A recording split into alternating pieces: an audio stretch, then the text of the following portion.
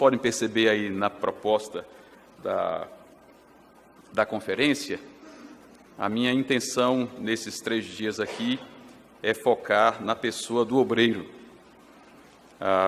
porque estava aqui certo que estaríamos ouvindo de um pouco mais de missiologia em si, com o pastor Elias, que é a área dele, e permitiu o Senhor, nós estamos ouvindo de missões práticas, trabalho prático, desafios práticos, através do pastor Zé João, o que é de extrema importância para a gente. Eu já sabia que ouviríamos muitos bons relatos, inspiradores e desafiadores relatos do campo missionário com o pastor Rinaldo. Coube a mim, então, a focar mais na pessoa do missionário, e é uma área que eu gosto, porque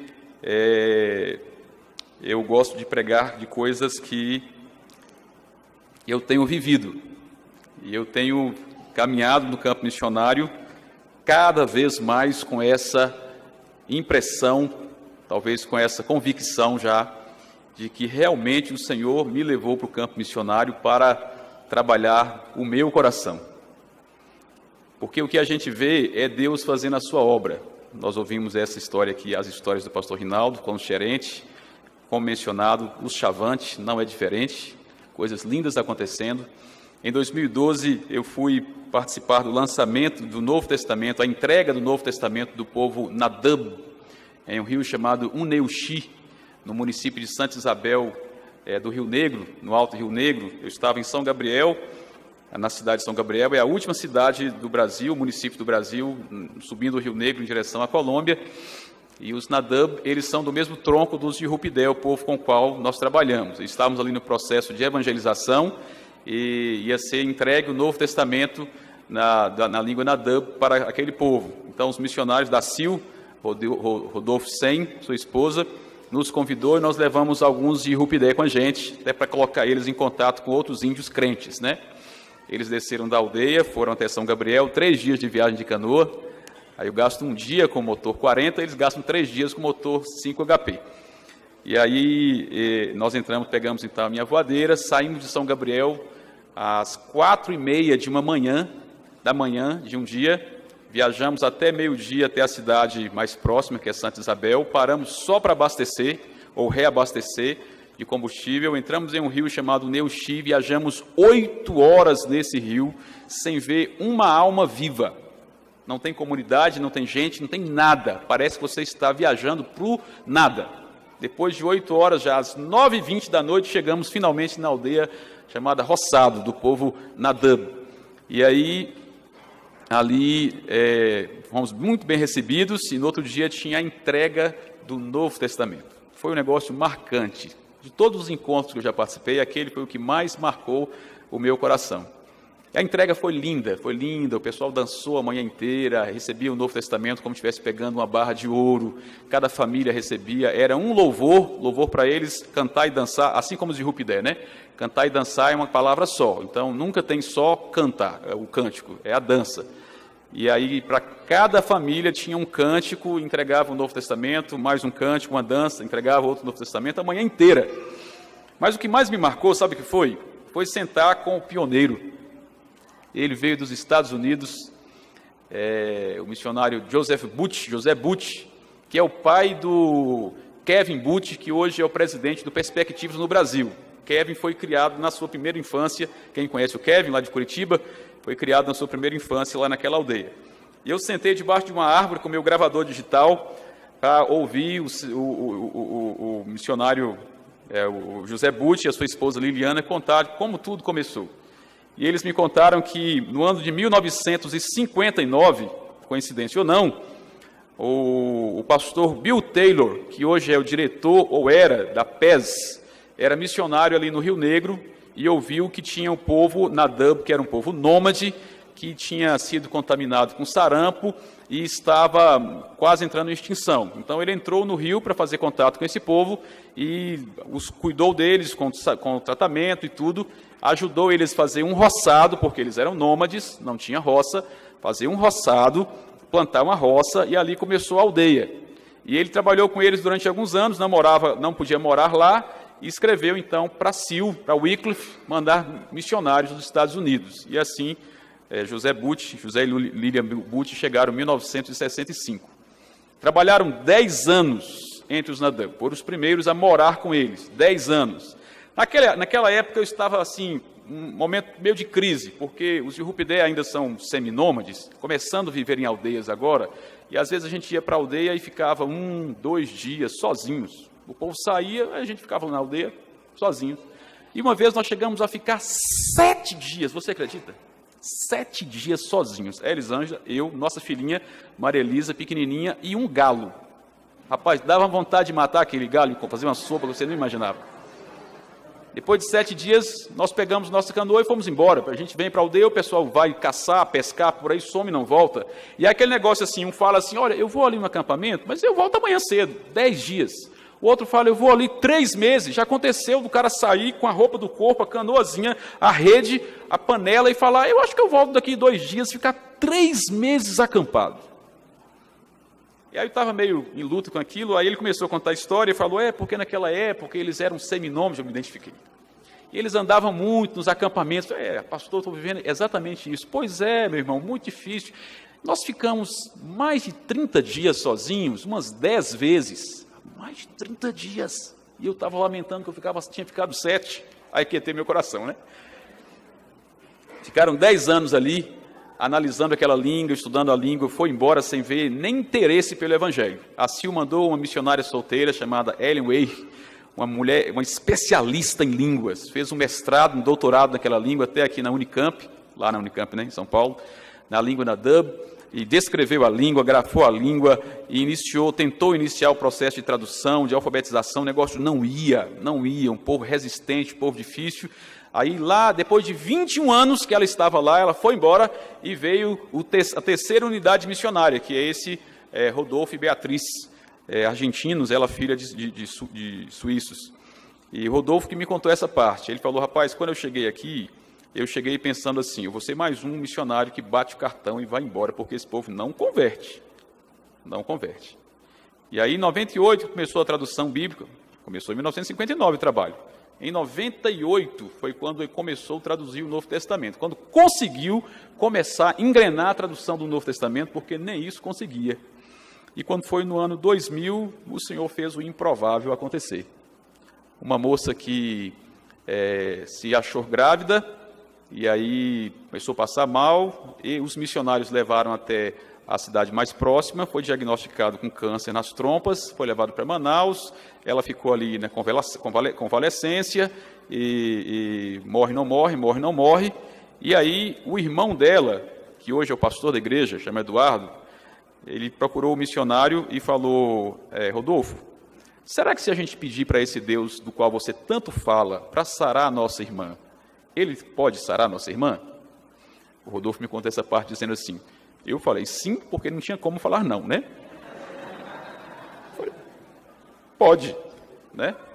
E aí aquele rapaz começou a orar do jeito que ele sabia, e reuniu a família dele, e todo dia começaram a orar, e alguns começaram todo dia de manhã a reunir e pedir para Deus sarar aquela irmã deles. E aí o Rodolfo, o missionário, animou e falou, vamos chamar todo mundo. E aí chamou todo mundo de manhã começou a orar. A evangelização começou a pegar nesse momento, né? Quando o povo resolveu pedir a Deus que o missionário falava há tantos anos para curar a irmã. E aquela menina ficou no hospital, passou por uma cirurgia, passou pelo processo de convalescência, Deus derramou uma graça e ela se recuperou, né?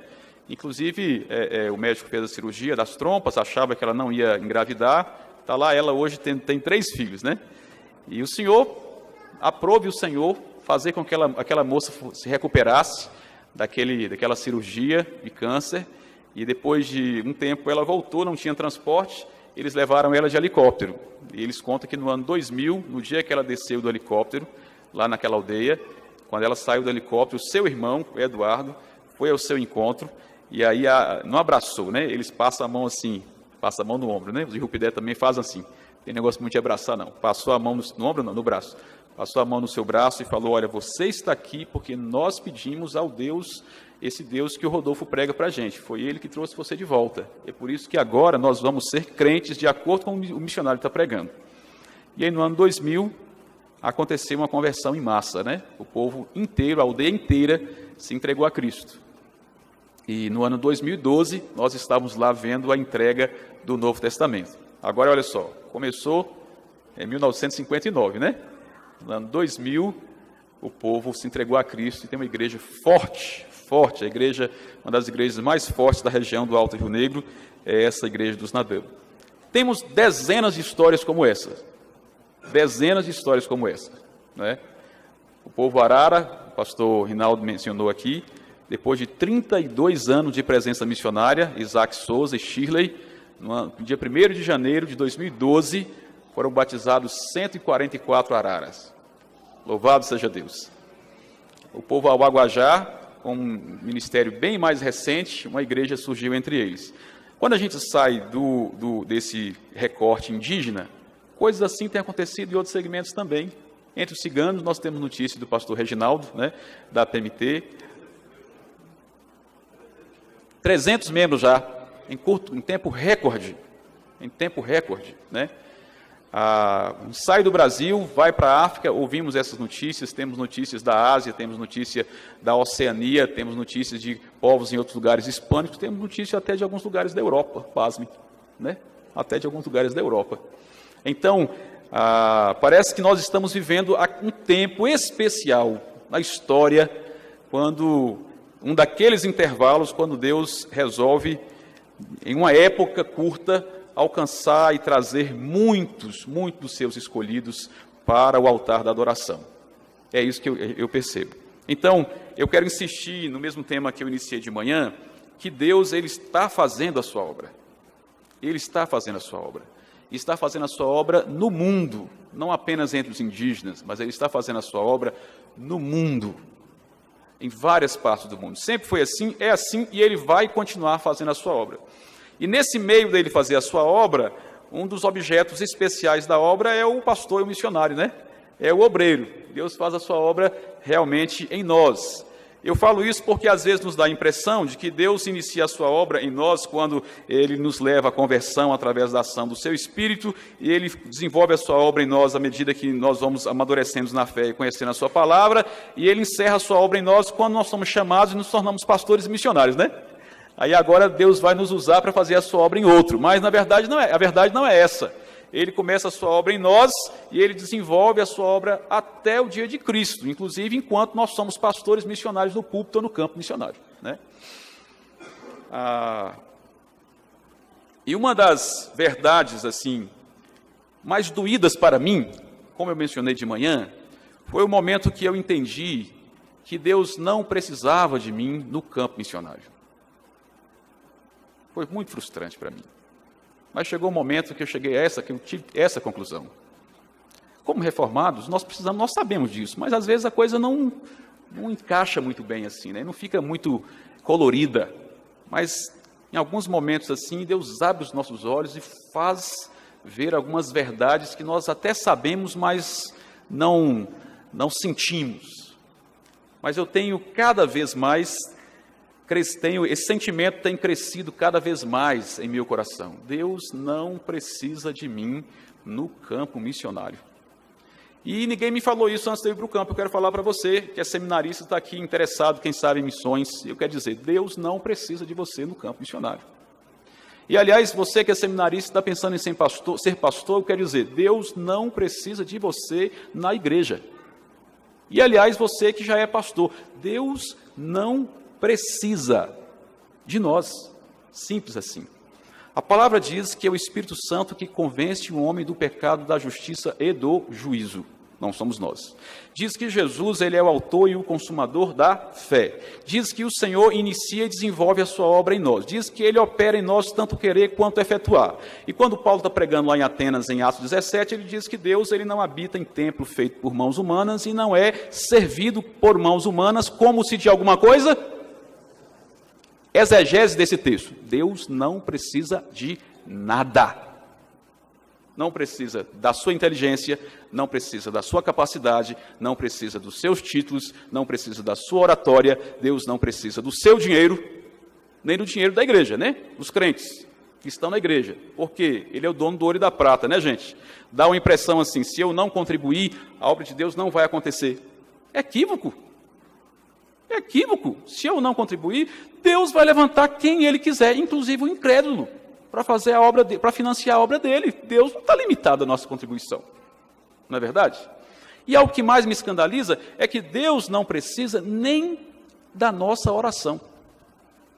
Coisa incrível. Ele é poderoso para fazer infinitamente mais do que? Nem da nossa oração Deus não precisa. Somos nós que precisamos estar aos pés dele, porque, como disse James Packer, a oração é um processo de humilhação do crente, não é? A oração é primeiramente para me humilhar, não é para mudar a direção, mover a mão de Deus, é para humilhar o meu coração, não é? Para provar a minha dependência de Deus. Deus não precisa nem da nossa oração, até porque se eu resolver não orar pelo trabalho missionário, eu não orar pela igreja, amigo, Deus levanta milhares para orar no meu lugar. Tem coisas que eu creio que Deus faz só através da oração, eu creio. Algumas coisas Deus, não é que Ele precisa, mas Ele determinou na sua soberania que algumas coisas Ele vai fazer só através da oração. Mas ainda assim Ele não precisa da minha oração, porque se eu não orar, Ele levanta um exército de milhares de milhões de intercessores. Então Deus não precisa da gente. Não é verdade? Deus não precisa da gente. O que acontece não é que Deus precisa da gente, é que na sua soberania Ele decide nos envolver na sua obra. Na sua justa economia, sua justa vontade, boa vontade, na sua sábia economia, Ele resolve envolver você e eu na missão que é dele. Por isso que nós somos co-operadores e não temos uma missão, nós temos uma grande co-missão. A missão é dele, nós somos co-missionados. O pessoal do concílio entende bem isso, né? Dos concílios. Então, Deus está fazendo a sua obra e Ele resolve nos envolver na sua obra. Se isso é verdade, eu creio que é, o ministério, de modo geral, antes de ser uma responsabilidade, meus irmãos, é um grande privilégio que Deus nos dá. Por isso que eu fico assim, com um coração transbordante de alegria, quando eu ouço um missionário veterano, como o pastor Rinaldo, que passou tem mais de 50 anos no campo, e não tem lamúrias, tem triunfo. Louvado seja Deus. Sentimento de contentamento, de gratidão, de alegria. Meus irmãos, porque não existe um privilégio maior do que esse. Estar servindo ao Cordeiro Jesus na obra que é do próprio Cordeiro. É um grande privilégio. Ele poderia usar qualquer outra pessoa, mas Ele escolheu você e eu. Tem privilégio maior do que esse? Para ser um pastor de uma igreja, Deus poderia levantar tantos, mas Ele escolheu você para ser um pastor de igreja. Deus poderia chamar muitos outros, mas Deus chamou você, que é seminarista. Privilégio. Nós não temos do que reclamar, meus irmãos.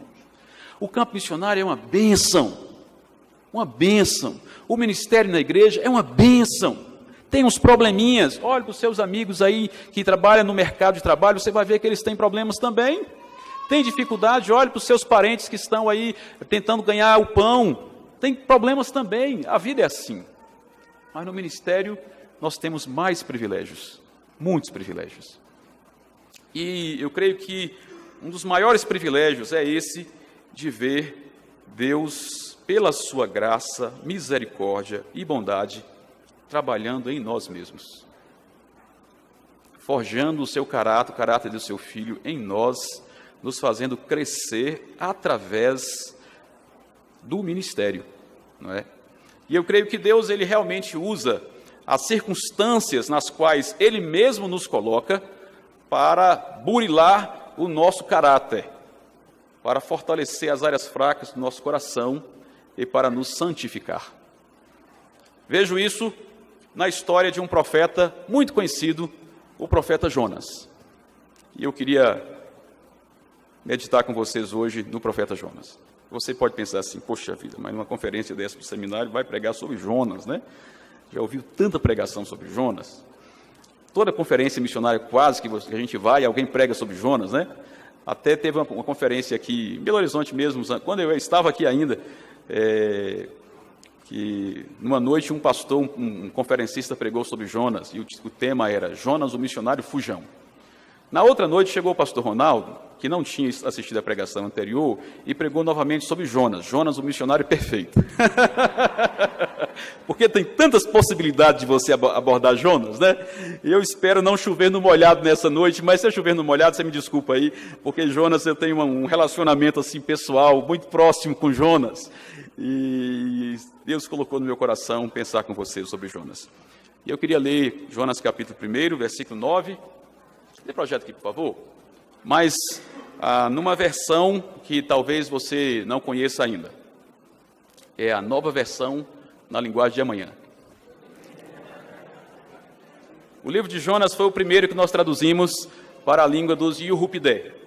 E o fizemos porque Jonas, o livro de Jonas fala muito sobre Deus. Muito sobre Deus. E fala muito sobre o homem. E você deve lembrar que Calvino disse que todo conhecimento está ligado a dois conhecimentos primários: o conhecimento de Deus e o conhecimento do homem, não é? E há até uma dialética de qual vem primeiro: se é possível conhecer Deus sem me conhecer, se é possível me conhecer sem conhecer Deus. Mas os dois elementos são centrais, de acordo com Calvino, né? Na abertura na introdução das Institutas. E nós trabalhamos com um povo que não tem a ideia de um Deus como ser pessoal, um Criador como ser pessoal. Tudo que existe na cultura Yurupidé é pré-existente, não tem a figura de um Criador. Tem a figura de heróis míticos que organizaram o universo para tornar o universo habitável, mas não de um Criador. Então era necessário, no início da evangelização, introduzir de forma clara, evidente, a figura de Deus. Porque você sabe disso, né? Na ação evangelizadora, pioneira, Deus é o alfa. Né? Deus é o alfa. Sem comunicar a pessoa de Deus, mais nada do evangelho faz sentido. Você sabe disso, né? Mais nada do evangelho faz sentido. Porque se você não tiver a ideia de Deus, pecado não faz sentido, já que pecado é uma transgressão ou uma inconformidade com a lei de Deus. Uma ofensa a Deus. Se ele não entende pecado, também não vai entender salvação, porque sem pecado, salvar de quê? Então, a lógica, a sequência é essa: Deus é o alfa, num ambiente pioneiro, em termos de comunicacionais, tem que falar de Deus, enfim. Então, Jonas foi o livro que nós usamos mais para falar sobre Deus, na evangelização dos Yurupidé, e, consequentemente, fomos o primeiro que traduzimos. E o capítulo 1, versículo 9, na língua deles eu vou ler apenas para vocês ouvirem a sonoridade. É uma língua tonal com 4 tons, então o tom é muito importante, senão pode mudar os significados. Ficou assim: Yutman Jona Kerop, Hebreu Ramp Israel e o Rup der Nene Yap Noiman Yap, Anitone Yap Nin An e o Obmop Yap Yurkuten. Rapaz, meu óculos não está funcionando muito bem.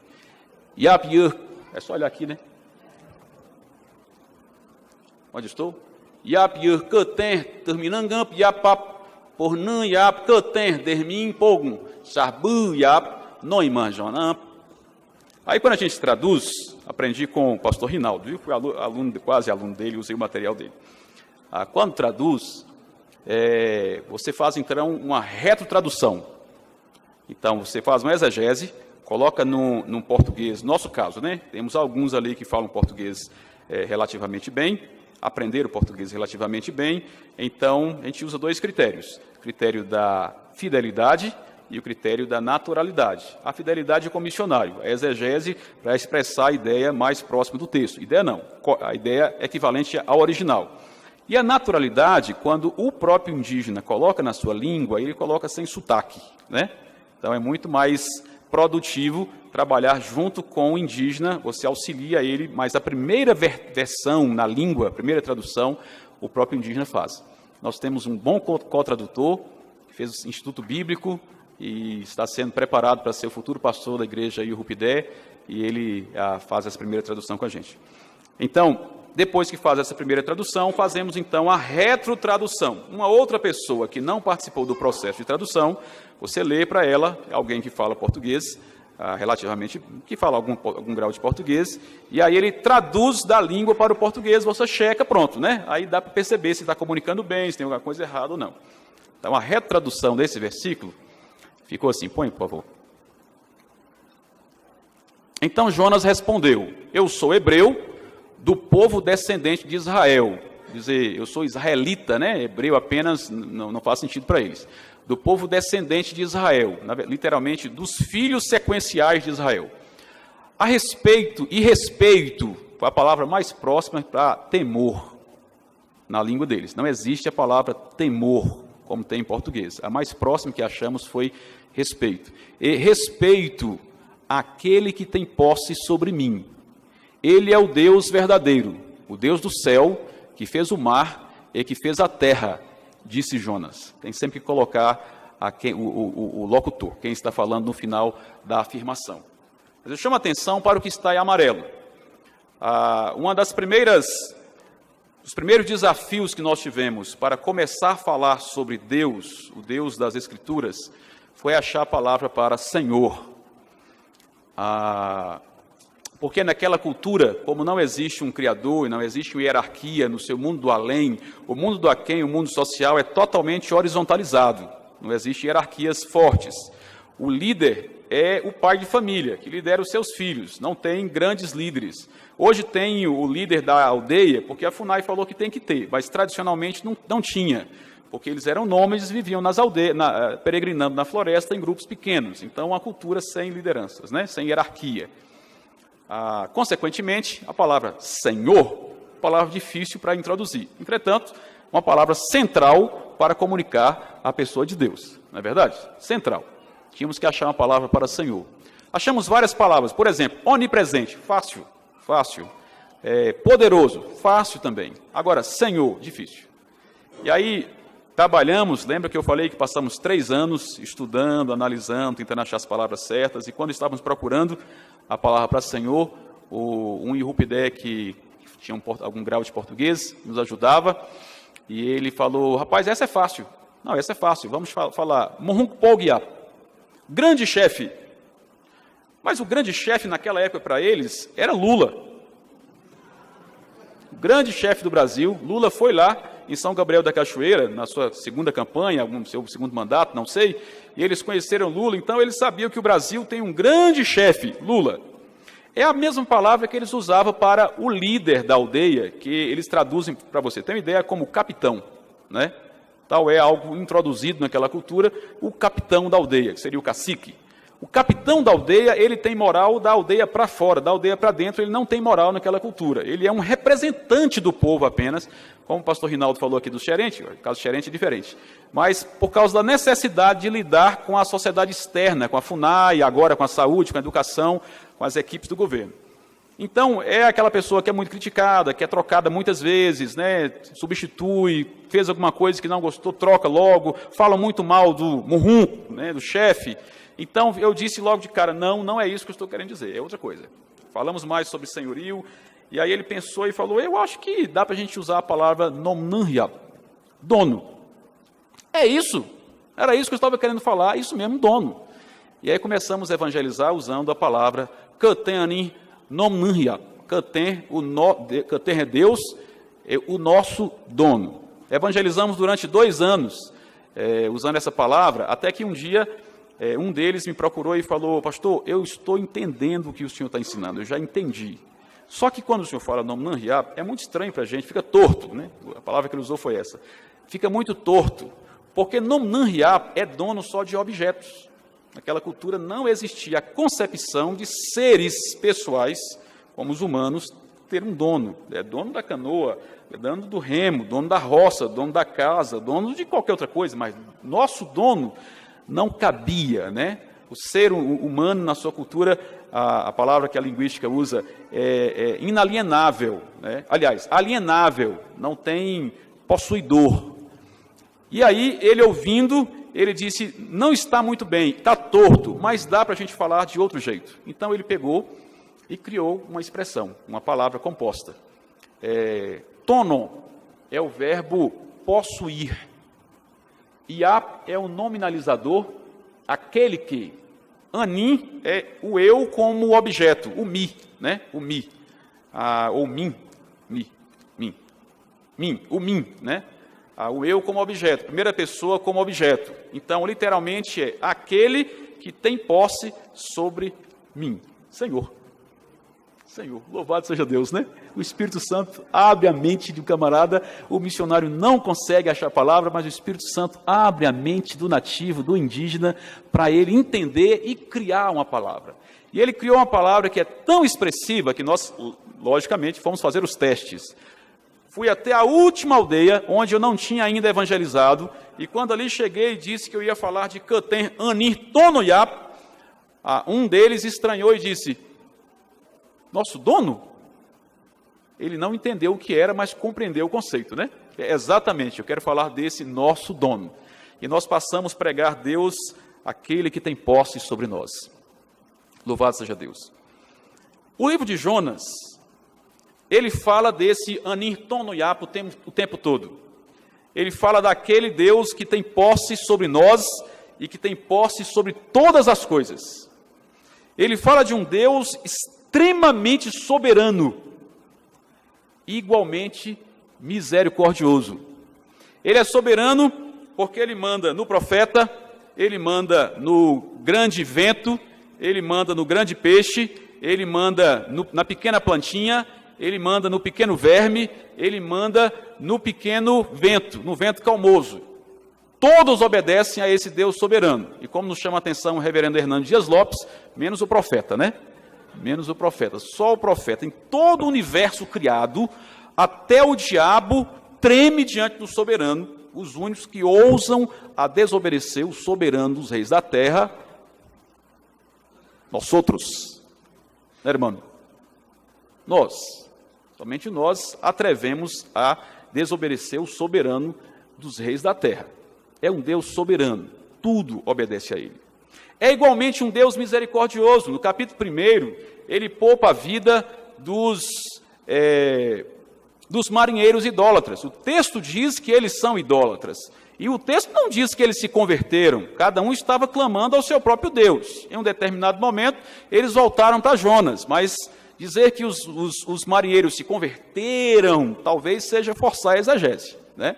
O fato é que eram idólatras e Deus poupou as suas vidas quando mandou o vento parar.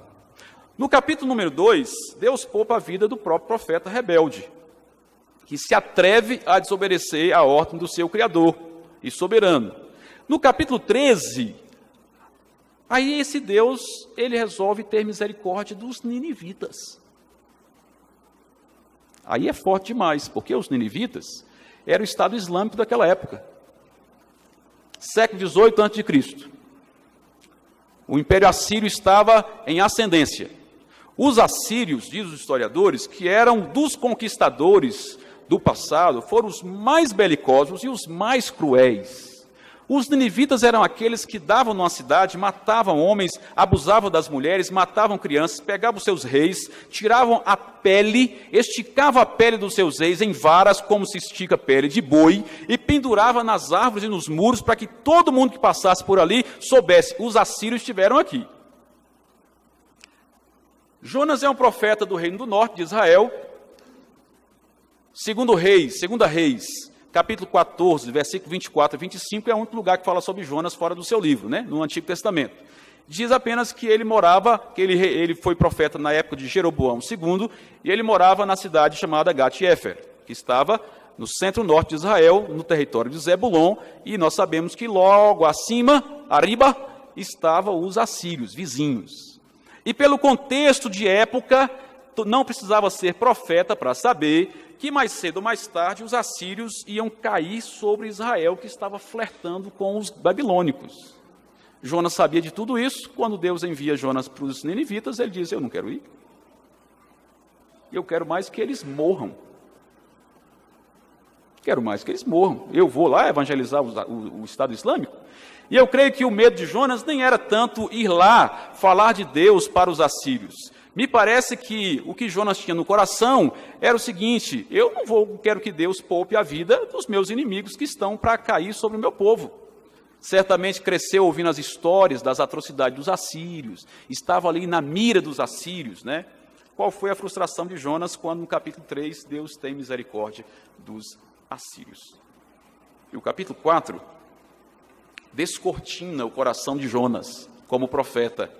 E é no capítulo 4, para o capítulo 4, que eu gostaria de chamar a sua atenção. Porque continua mostrando a misericórdia de Deus, agora sobre o profeta. No capítulo 3, a misericórdia de Deus sobre os assírios. Capítulo 2, sobre o profeta em poupar a sua vida. No capítulo 1, sobre os marinheiros. E no capítulo 4, a insistência desse Deus soberano e misericordioso com o seu profeta. E o que o capítulo 4 nos mostra é que se, por um lado, o livro de Jonas nos revela um Deus soberano e misericordioso, por outro lado, revela um homem frágil e ensimesmado. Frágil e ensimesmado. Revela um homem que tem muitos traços que um ou outro talvez tenha a ver com a gente. Paul Tripp diz que o pecado faz de pior é nos entregar para nós mesmos. E ele diz que o pecado tem a habilidade de nos cegar para a nossa cegueira. Ou seja, somos cegos para o pecado, mas o pecado nos cega para essa cegueira. Não nos damos conta de que estamos cegos. É isso que ele diz. E ele escreve isso escrevendo para pastores, né? Não é para incrédulos, ele escreve isso para pastores, alertando nós, pastores missionários, acerca do risco de processos pecaminosos do nosso coração nos cegar para a nossa própria cegueira. E me parece que é isso que acontece com Jonas, e o capítulo 4 descortina o coração de Jonas. Capítulo 4, versículo 1. Com isso o quê? Com o fato de Deus ter poupado a vida dos assírios, seus inimigos. Com isso, desgostou-se Jonas extremamente e ficou irado. Desgostou-se Jonas extremamente e ficou irado. Jonas é claramente um profeta, um pastor, um missionário, que se orienta pelo seu próprio coração. Ora pelos seus sentimentos. Uma tristeza extrema, desgosto extremo, porque Deus poupou a vida dos seus inimigos. E com esse desgosto vem a irascividade revelada no coração de Jonas. O versículo 6, final do versículo 6, depois que Deus faz nascer aquela plantinha da sombra para a careca de Jonas, eu acho que ele era meio careca como eu. Deus dá aquela plantinha, faz aquele mimo com Jonas, sabe? Faz um mimozinho com Jonas. E aí no outro dia Deus tira o mimo, manda o bichinho comer a planta. Depois que o bichinho come a planta, ela murcha, o sol vem e bate sobre a careca de Jonas. E no final do versículo 6 diz assim: mas Jonas, pois, se alegrou em extremo por causa da planta. Ele se entristece, se desgosta ao extremo por causa da misericórdia de Deus sobre o seu inimigo, e ele se alegra ao extremo por causa de uma plantinha. Percebe como o coração, os comportamentos de Jonas são regidos pelo seu coração, e nesse momento pelos sentimentos, né? Pelos sentimentos do seu coração. Ora, Jonas é orientado pelos seus sentimentos, ora ele é orientado pela sua razão. O versículo 2, olha o versículo 2. E orou ao Senhor e disse: ah, Senhor, não foi isso que eu disse, estando ainda na minha terra? Por isso me adiantei, fugindo para Tarsis, pois sabia que és Deus clemente, misericordioso e tardio em irar-se, e grande em benignidade, e que se arrepende do mal. Você entende o que ele está dizendo aqui?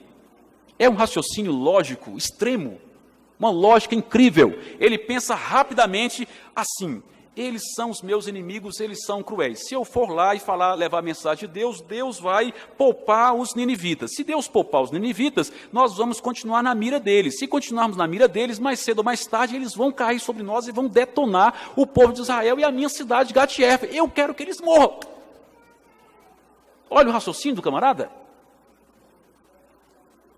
Ele não queria que Deus poupasse, porque Se Deus, aí o contrário, se eu não vou lá e prego, Deus vai derramar a sua ira, a sua justiça sobre eles e vai acabar com aquele povo. Se Deus acabar com aquele povo, nossos problemas também se acabaram, aleluias. Vou para o outro lado, vou para Tarsis, não é? Olha o raciocínio do camarada. Cá entre nós, você é como eu, que de vez em quando você faz as coisas assim, baseado no seu raciocínio, na sua lógica? Eu sou assim. E eu acho que nós somos mais ou menos assim. Nós temos dois grandes grupos que a psicologia ainda não analisou talvez de forma mais, enfim, de forma mais ampla. Um grupo. Eu acho que nós somos dois grupos, que é o grupo dos quadrados e o grupo dos redondos. O redondo, quando é extremamente redondo, ele tem um perfil esférico. E o quadrado, quando ele é extremamente quadrado, ele tem um perfil cúbico. Esse perfil cúbico já foi bem analisado pela psicologia. O extremo desse perfil cúbico é o camarada extremamente racional e perfeccionista. Esse perfil esférico não foi bem analisado, mas ele existe, viu? Ele existe tal qual o cúbico. O cúbico é aquele camarada que quando ele é pastor, ele é centralizador. Centraliza as coisas em si. Quando ele é extremado, ele é perfeccionista. Ele desenvolve um alto grau de complexidade, ao ponto de ele chegar no campo missionário, olhar uma língua, ver uma cultura, e ele complexifica tanto aquilo que ele pensa, é impossível de compreender essa cultura. Ele acha que o seu povo é o mais difícil da face da terra. Que a sua língua, a língua do povo, é a mais complexa da face da terra. Que a sua igreja local é a mais difícil da face da terra, porque ele tem um grau de complexidade da sua mente que complexifica a vida. Ele não simplifica a vida, complexifica a vida. O cara, cúbico, quadradão. Esse cúbico quadradão, porque ele tem uma mente muito complexa, ele é também muito exigente. Exige de si mesmo e exige muito dos outros. E às vezes, quando ele exige muito de si mesmo, o resultado é esgotamento ou depressão, não é? E o pior desse perfil cúbico é que o resultado é um cara pessimista com a vida. E se ele é pessimista com a vida, ele é pessimista com o ministério, em qualquer ministério que ele tiver. Ele é pessimista. O outro lado da história, o esférico. Os nossos irmãos esféricos, eu vou falar os nossos irmãos esféricos porque eu sou desse lado aqui, eu sou o cúbico, quadradão. Os nossos irmãos esféricos, eles não são centralizadores, mas têm uma forte tendência, estou falando dos extremos, viu gente? Estou falando dos extremos aqui. Porque todos nós temos um pouquinho de redondo e quadrado, mas dos extremos. Os irmãos esféricos, eles têm uma forte tendência de serem autocentrados.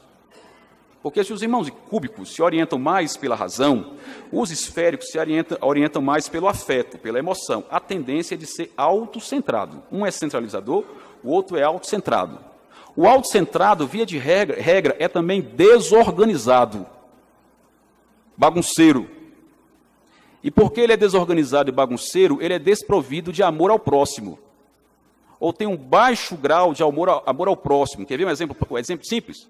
O camarada redondão, esférico, casa com a senhora cúbica. Ela mantém a casa arrumadinha, o banheiro arrumadinho, a cama arrumadinha. Ele levanta, não está nem aí para a cama. Ele vai no banheiro, escova os dentes, joga a escova em qualquer lugar. Ele vai tomar banho e deixa uma roupa suja pendurada na maçaneta da porta. Ele pega a toalha, vai para o quarto trocar roupa, deixa a toalha lá. Como se alguém não fosse colocar essas coisas em ordem. Como ele é esférico, não está nem aí. Mas ele se esquece que alguém naquela casa vai organizar isso. Alguém vai fazer o seu trabalho. Por isso que eu falo que ele tem um baixo grau de amor ao próximo, porque não percebe. Se, por um lado, os irmãos cúbicos são exigentes, a tendência dos irmãos extremamente esféricos é serem intolerantes. Eles se acham relacionais, afetuosos, gostam de conversar com todo mundo, mas eles têm um baixíssimo grau de tolerância com os quadrados. Ele é muito tolerante com os redondos, mas pouco tolerante com os quadrados. Não é? E às vezes ele se torna crítico também. Então, eu estou indo até longe demais, vamos voltar aqui para Jonas. Nós temos esses dois grupos e às vezes isso se confunde na nossa mente. Os irmãos quadrados no campo são tão regidos por regra, por metas e alvos, que quando não alcança suas metas, às vezes se frustra e até adoece. Os irmãos esféricos não têm meta nenhuma, são multiplurifocais. Quer fazer 1000 coisas ao mesmo tempo e acaba não fazendo nada bem feito. Né? Somos estes, pastores e missionários, nós somos assim, cheios de doideiras. Né?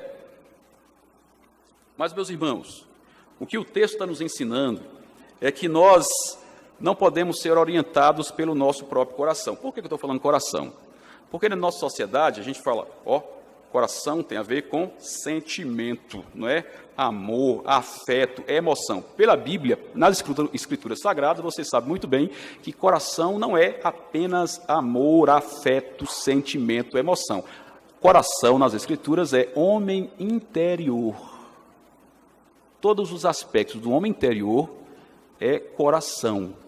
Nós não devemos ser regidos, orientados pelo nosso coração, pelo nosso homem interior, porque o nosso homem interior está danificado. Um problema mecânico que surgiu com a queda. A nossa bússola interior está quebrada. Ela não serve para orientar a nossa vida nem o nosso ministério. Nós precisamos de algo fora de nós, além de nós, para nos orientar. E esse algo fora de nós, além de nós, são as Escrituras Sagradas. Nós não podemos nos orientar pelos nossos sentimentos, nem por nossa razão. Nós precisamos nos orientar pela obediência às Sagradas Escrituras.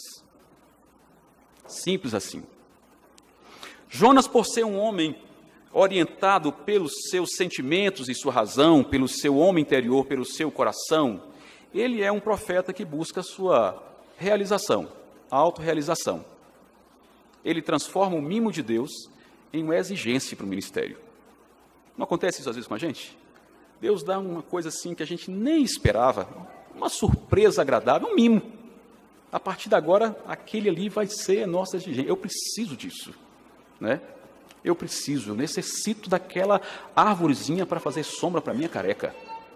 Aliás, eu tenho chegado cada vez mais à conclusão que quase sempre que a gente fala assim, eu preciso disso, eu necessito disso, no fundo, o meu coração está dizendo assim, eu quero isso, eu tenho esse desejo.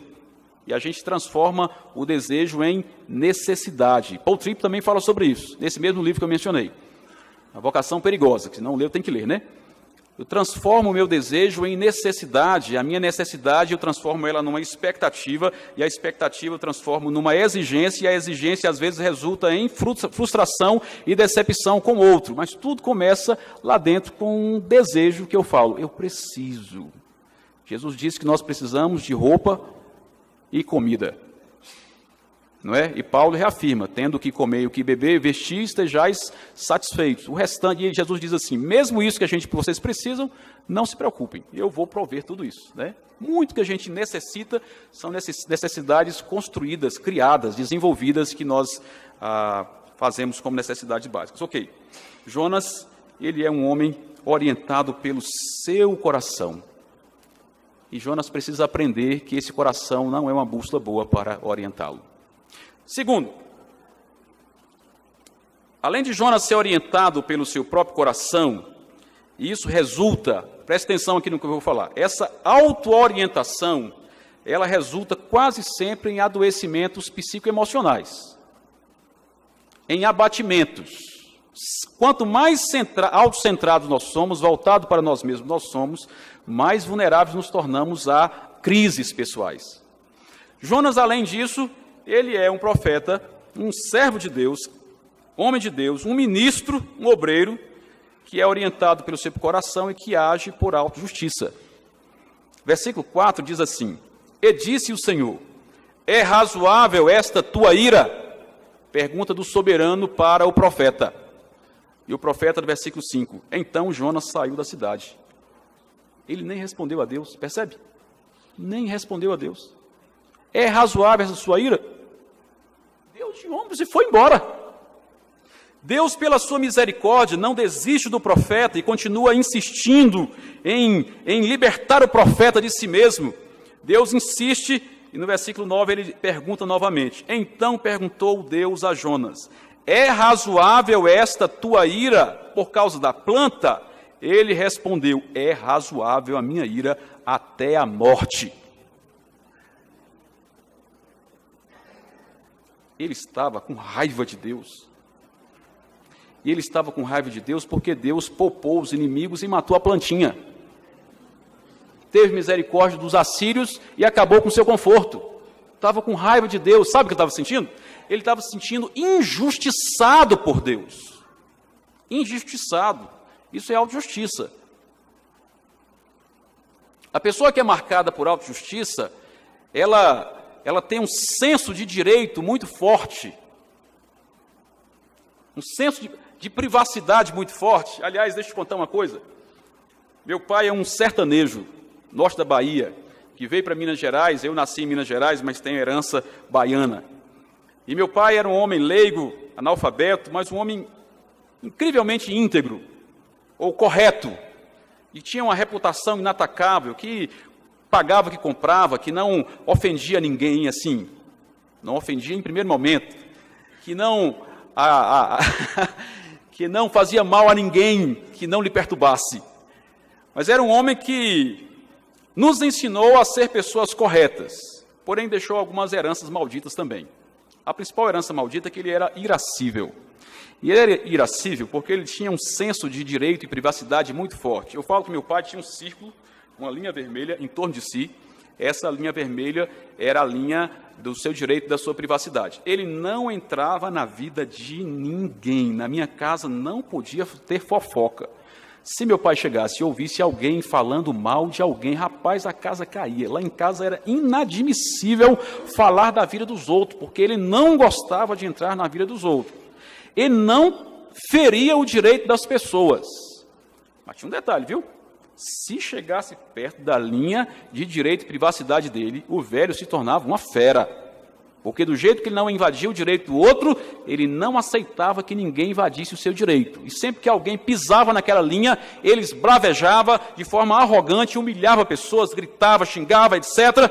E eu cresci vendo isso, inclusive ele humilhando a minha mãe. Ele já morreu. Graças a Deus morreu com Jesus e transformado. Mas ele humilhava minha mãe ia para a horta na beira do rio chorar, porque quem ia enfrentar o velho? E eu cresci vendo aquilo e pensei assim, eu não quero ser como ele nisso. Em muitas outras coisas eu quero, mas nisso eu não quero.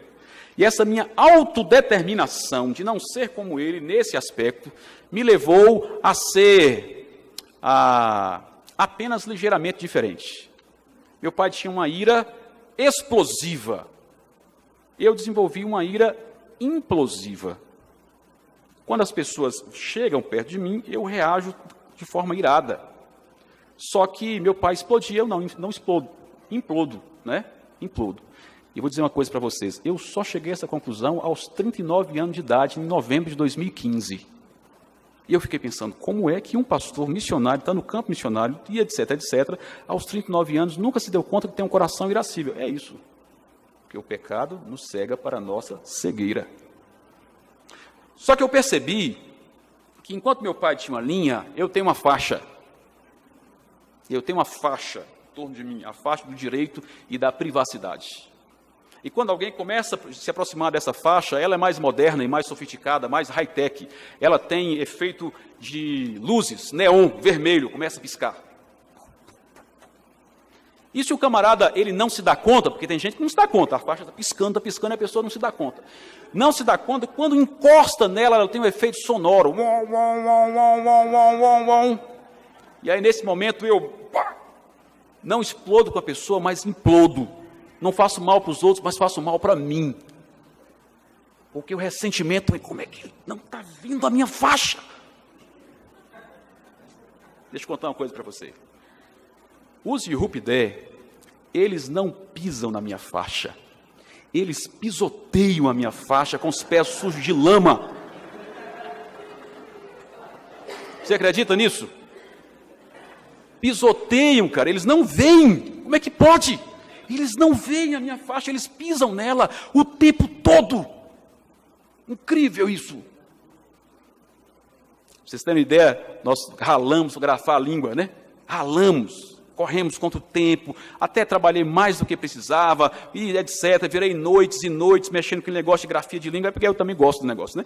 Aí trabalhamos e tal, depois chegou na hora, a cartilha ficou pronta, a grafia da língua apareceu, vamos produzir material didático, igual eles tinham pedido, nos convidado. Aí eu estava meio doente, mas vou para a aldeia assim mesmo, entregar a cartilha, e chegamos lá, reunimos o pessoal e falamos, olha, a cartilha está aqui, a língua de vocês está grafada, olha que coisa bonita, e eles pegaram, começaram a folhear, que coisa linda, e aí depois, naquele momento todo, o líder deles, né, o capitão, chegou para mim e falou, Branco, Cariua, me chama de Cariua, rapaz, ficou bonito mesmo, né? Muito bonito mesmo, agora vamos ter escola, agora vamos ter educação, igual esses outros aí, né? Ô Branco, mas só que tu tinha que ter dado uma festa, né? Hã? Eu trabalho não sei quanto tempo, quando eu entrego uma cartilha para ele, ao invés dele falar, muito obrigado, ele diz, você tinha que ter dado uma festa. Festa, na cultura deles, é bebedeira. Ele estava dizendo, tudo resulta em festa, em bebedeira, né? Ele estava dizendo que não deveria ter só entregado aquela cartilha, fruto de trabalho de tanto tempo, que tinha que ter levado bebida e feito uma farra com ele. Mas o camarada nem me falou obrigado. Você dá um biscoito para o menino, sabe o que ele faz? Ele chama o coleguinha e fala, o Branco deu um biscoito, e tem biscoito, vem outro, 2, 3, 4. Pisoteio a minha faixa de direito, camarada. É assim. E eles pisotearam tanto que eu acho que o efeito sonoro já quebrou, não está funcionando mais. O neon está lá ainda de vez em quando. De vez em quando. Você sabe o que eu estou querendo dizer com isso, né? Cada missionário tem o povo que precisa. Deus olha para a nossa autojustiça e diz que ela é como trapo de imundície. E sabe de uma coisa? A Bíblia fala que a ira de Deus se manifesta sobre toda impiedade, e algumas traduções falam injustiça. E autojustiça é um tipo de injustiça, sabia? E às vezes nós estamos debaixo do juízo de Deus, que é sempre gracioso. Do juízo de Deus, e nós não entendemos isso, porque Deus está querendo quebrar a nossa justiça própria e dizer, a sua justiça não vale para nada, não serve para nada, eu sou o único justo, larga de mão desse negócio, como diz lá no norte, larga de mão. Jonas é esse camarada, ele age por justiça própria. Se a orientação, a auto-orientação é algo que nos leva a crises pessoais, às vezes adoecimentos, a autojustiça é algo que nos leva para crises interpessoais. Por isso, no campo missionário, às vezes tem tanto problema de equipe. E uma estatística da década de 90 mostrou que a principal causa de retorno prematuro de missionários é problema de equipe. É claro que a gente olha hoje e fala assim, essa estatística foi uma boa pesquisa, mas o resultado é um equívoco, né, de certa forma, porque problemas relacionais nunca são causa de nada, sempre são consequência de um coração não tratado, não é verdade? Quando o coração está tratado, resolve. Quando não está tratado, resulta em crises pessoais. Acontece no conselho, no presbitério, pastor e presbítero, seminarista e professor, no seminário acontecem essas coisas? Muitos dos nossos problemas, das nossas crises interpessoais, às vezes conjugais, inclusive, acontece por resultado de justiça própria, acentuada demais. Deixa eu te dar uma boa notícia. Deus há de quebrar a sua autojustiça. Deus há de quebrar a sua autojustiça. Stuart Scott, aquele que eu mencionei de manhã, que tem um livrinho lá do Orgulho à Humildade, ele termina o livro dizendo assim, crente, você só tem duas opções. Deus vai tratar o seu orgulho. Você só tem duas opções. Ou você humilha, ou você será humilhado. É isso mesmo.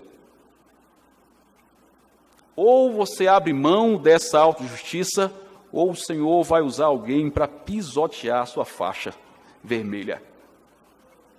Mas isso não é castigo de Deus sobre nós. Isso é misericórdia de Deus para nos tratar o nosso coração.